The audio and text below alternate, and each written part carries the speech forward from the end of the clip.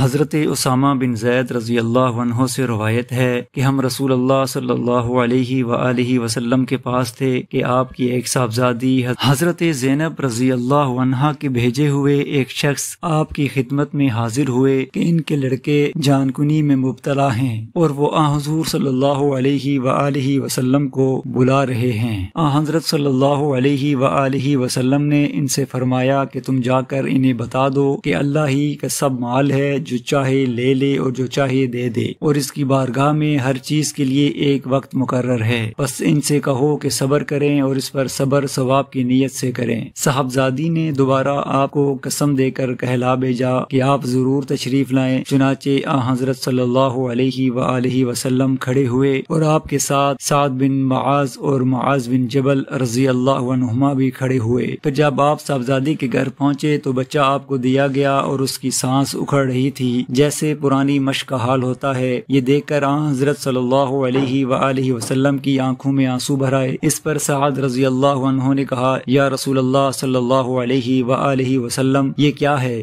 حضرت صلی اللہ علیہ وآلہ وسلم نے فرمایا کہ یہ رحمت ہے جو اللہ تعالیٰ نے اپنے بندوں کے دلوں میں رکھی ہے، اور اللہ بھی اپنے انہی بندوں پر رحم کرتا ہے جو رحم دل ہوتے ہیں۔ نبی کریم صلی اللہ علیہ وآلہ وسلم نے فرمایا، اے معاذ رضی اللہ عنہ، کیا تمہیں معلوم ہے کہ اللہ کا اس کے بندوں پر کیا حق ہے؟ انہوں نے کہا، اللہ اور اس کا رسول ہی بہتر زیادہ جانتے ہیں۔ حضرت صلی اللہ علیہ وآلہ وسلم نے فرمایا کہ یہ ہے کہ وہ صرف اس کی عبادت کریں اور اس کا کوئی شریک نہ ٹھہرائیں۔ کیا تمہیں معلوم ہے کہ پھر بندوں کا اللہ پر کیا حق ہے؟ عرض کیا کہ اللہ اور اس کے رسول ہی زیادہ جانتے ہیں۔ فرمایا یہ کہ وہ انہیں عذاب نہ دے۔